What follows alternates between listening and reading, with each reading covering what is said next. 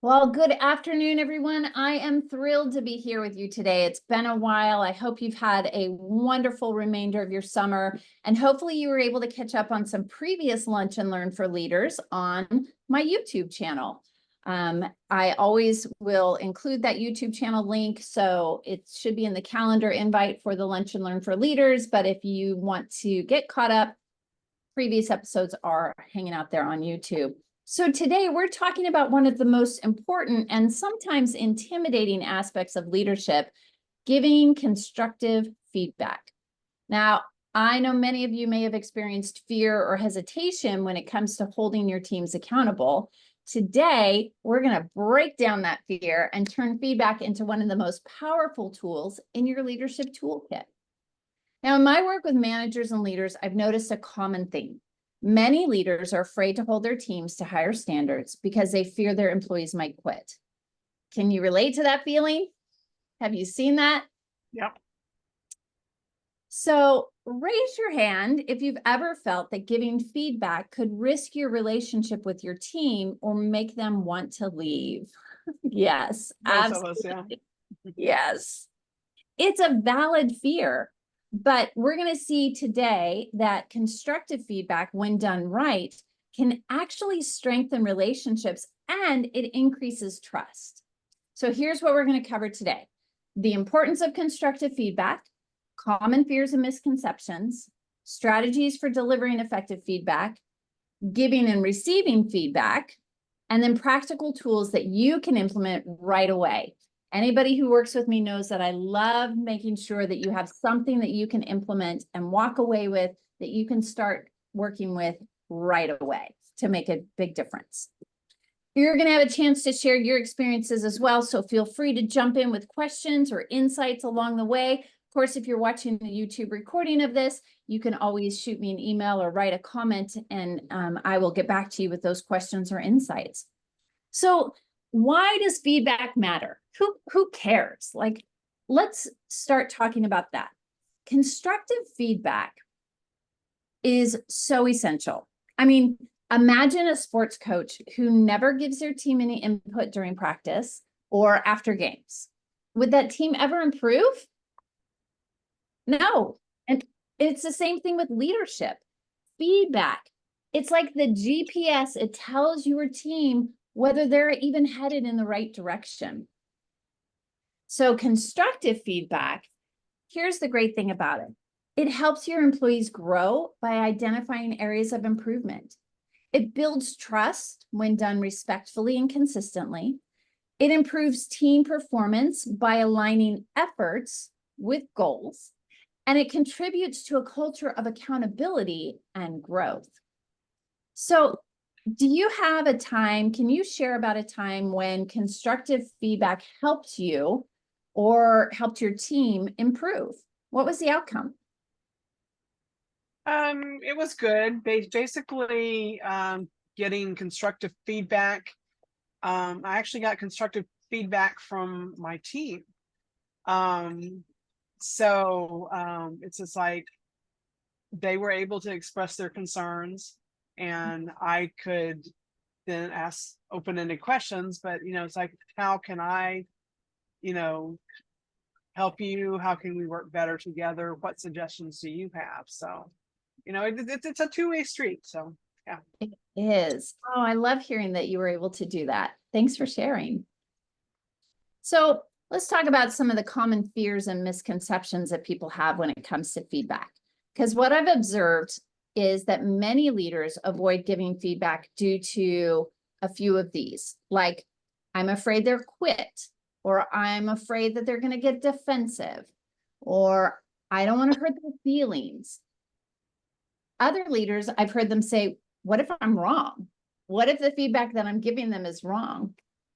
And then I've also heard leaders say this: they should know what to do without me saying anything. I shouldn't have to lead them. I shouldn't have to tell them what to do. They should already know and have this all figured out.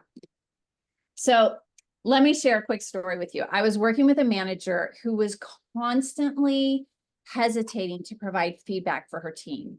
And when I asked her why, she said, I don't want to be the bad guy. She wanted people to like her, and she was afraid that giving feedback was going to be perceived negatively. Over time, though, her team's performance plateaued and they grew frustrated because they didn't know how to improve. All they wanted was to hear like, how can we get better? But nobody was giving them any of that guidance. Sound familiar? You heard that before? So let's shift gears and talk about how to overcome those fears with an effective framework of giving feedback. So here are 4 key strategies for delivering feedback that sticks. You ready for the 4-part feedback formula? Try saying that fast 3 times. Okay, so first of all, be specific. Vague feedback leads to confusion. So instead of saying, you need to do better, say, I noticed that in the last project, there were several missed deadlines. Every time that you can be specific, it helps that person that's receiving the feedback understand where things went off and where they need to make improvement. But if you're vague and if you're not clear, then they're still going to be kind of shooting around in the dark of what they're supposed to be doing in order to be better. All right, number 2, focus on the behavior, not the person. Criticizing a person's character, that feels like an attack. So instead, address the specific action. So like this, when you interrupt during meetings, it can come across as dismissive. You're letting them know what the actual action is. You're letting them know how they're making others feel. You're building an awareness for them that builds emotional intelligence for them, but you're not criticizing them as a person. You know, I have heard where people have been like, man, you're rude. Did you know that you're rude? Like, you're a rude person. You interrupt all the time during meetings. Well, when you say it that way, you're attacking the person and they're going to shut down. They're going to not listen to what you have to say. And that is where feelings get hurt. So make sure that you're focusing on behavior, not on who the person actually is. Number 3, offer solutions, not just criticism. Pair the feedback with a suggestion for improvement. Because here's the thing, if they knew how to improve, they probably already would have been doing it. So there's one of 2 things that's happening. They either aren't aware that their behavior is having an impact in the way that it is, or they don't know how to fix it. So that's where we as leaders get to come in offering solutions. So maybe you could say something like this. I suggest we work on a timeline together for the next project to ensure deadlines aren't missed. What a great opportunity. For one, they know that you're committed to helping them be their best and that you're going to work with them together. You're not setting them up for failure by saying, hey, this has not been happening well. You need to fix this by doing this. And I'm still going to just kind of toss you out there to figure it out on your own. All right. And number 4, check for understanding. After giving feedback, ask for their thoughts. How do you feel about this? Does this make sense to you? And this ensures that they're on the same page, because there's nothing worse than giving feedback, having a conversation, thinking that the person understood, and then you find out they heard something very, very different.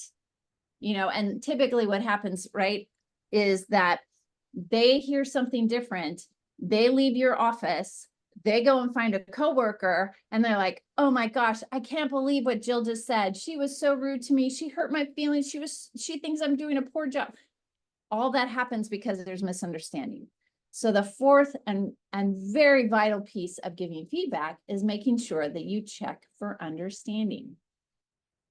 Okay, so let's try something practical. I'm going to give you a scenario and I want you to think about how you'd respond using the 4-part formula. Here's the scenario. One of your employees consistently turns in reports late, causing delays for the entire team. How do you give them feedback without making them feel attacked? Why don't you take a minute to think about it? And again, if you're watching the recording of this, take a minute to think through this. And I would love for you to share how you'd handle the situation in the comments. I would have to say, I notice that some of the reports you've been turning in late recently, and that seems to have an effect on the whole team. But is there anything that is a challenge for you to get them in on time? Is there, can I help you with something, or can I explain something to you, or how can I help you? So Yeah. Oh, I love that you included asking a question in all of that. That's really great. Yeah, good. Awesome. Okay. So remember, the goal of feedback is not to punish, but it's to guide. And when done correctly, feedback can feel like a positive conversation, not a confrontation. It should not be where the two of you walk away from that feeling like you've just been in a boxing match. Okay.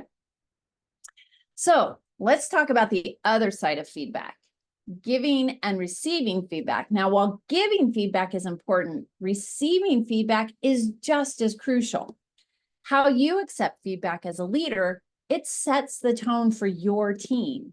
Remember, as the leader, they're watching you and how you behave.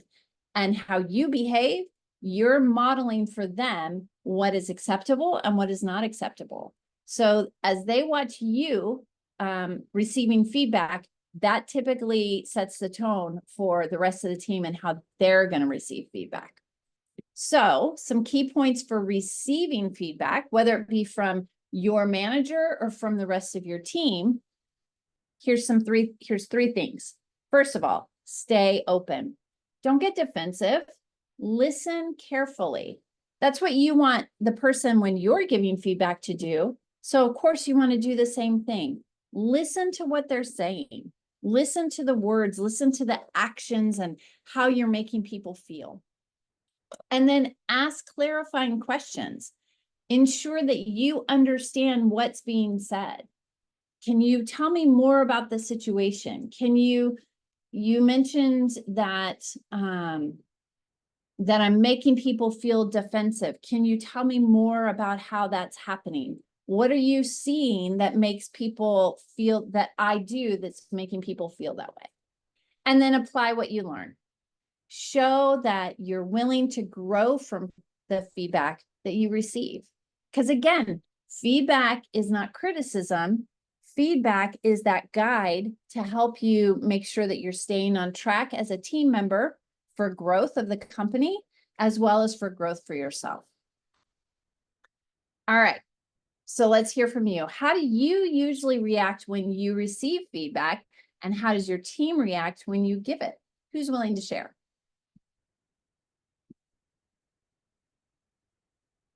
I remember, I'll start first. I remember when I was an executive director of a food distribution organization, and all of my workers were volunteers. The average age of the volunteers was 72 years old. And, some of them looked at me like, oh, who's this snot-nosed little kid telling me what to do? But, we had so much growth opportunities. And so we were constantly in this place of giving feedback. I would ask them, like when I first started, I asked them, I said, hey, I want to know, like, what do you see that's working well? What do you see that we're doing that's not working well? And then I asked them, if you were me, what would you change right away? And if you were me, what would you not change right away? And that was it set the tone, it set the beginning foundation for them to know that I was open to hearing what other people had to say. But there were times where they would come in and they would say, hey, maybe we can try this. And I'd have to tell them no. And I'd have to give them feedback as to why not. And most of the time they were open to that. Every once in a while I rubbed somebody wrong. And again, when it was towards the end of the day, I know that I wasn't always at my best. Everybody was really tired at that point. And so that was something that I had to be aware of, like, and that's an important aspect of giving feedback is timing. Like, when are you having this conversation? Are you sure that as you're giving the conversation and giving the feedback that the person is in the best place and that you're in the best mental place? You know, maybe it's a good idea to go out and take a walk and just kind of calm things down, especially if it's going to be about a heated topic, or that you know that you're going to have to give some pretty heavy guidance to somebody, making sure that you're in a good headspace. But anybody else? So first of all, if I'm receiving feedback, I would say thank you for coming to me and, sharing, your thoughts with me and, Yeah. giving us an opportunity to interact. I mean, that's basically how I would approach that. And, I'd ask them, for specific, examples of whatever was going on. For instance, maybe the workflow was slowing down too much. And maybe they said, it's like, we don't feel like you're, present or engaged as much as, we need from you. So, I mean, it's like, there's a lot of times, that there are things that go on in our lives Right. that we don't realize ourselves. So, I mean, paying attention to, what others and how it affects others. And then, asking, how I could better, needs, because I may see it a certain way, but they've been there a lot longer than I have. And, it's like what I was doing wasn't working. Sure. And so, said, okay, it's like, how about we do this? And, I'll try doing this and, we can follow up in about a week and, see if, you feel like things are working better. Yeah. I love that you talked about, Irene, I love that you talked about the fact that what's going on in our outside life and in our personal life can carry over into our work life, and we might not even be aware of it, right? I was working with a client and they had another vendor that was a part of the work that we were doing. And so I was working with them and we clashed a lot. And so there was this one particular meeting and I watched somebody just completely shut down. And I was like, man, what is going on? And so I called them after the meeting to say, tell me what happened there. Like, did I offend you? Tell me what happened. And so she had shared how she said, I felt like you were just really strong and abrasive, and she shared some more feedback. And I said, I appreciate that you shared that. I think, and it was the anniversary it was my sister's birthday, and my sister has passed a few years ago. And I didn't realize how it had actually impacted me more than I was aware. And so I shared that with her. I said, today is my sister's birthday, blah, blah, blah. And it gave her an opportunity to share about how she'd been struggling because her brother had recently passed away. And so it actually created a stronger bond between the two of us. It improved the trust that we had for each other when we were able to talk about what was driving the situation, what was driving our emotions. And so that's one of the side benefits of feedback, is that you get to strengthen that relationship and you get to know more about each other. And that just improves that working condition. So I thank you for sharing that. All right. So I promised you that I would give you some practical tools that you can implement right away. So let's talk about some actionable takeaways. I want to leave you with some practical tools that you can use immediately. The first one is called a feedback journal. Keep a notebook of feedback conversations to track progress and growth over time. Remember the days, and unfortunately they still happen in quite a lot of companies, where performance reviews are only once a year, the annual performance review. Who remembers what they did a year ago? Who remembers the circumstances around what happened a year ago? Who remembers, how well somebody was doing in their job as opposed to how well they're doing now? Usually we can see about 4 to 6 weeks back and really gauge it that way. But if you keep a notebook of conversations along the way, then you can track progress and growth of your team.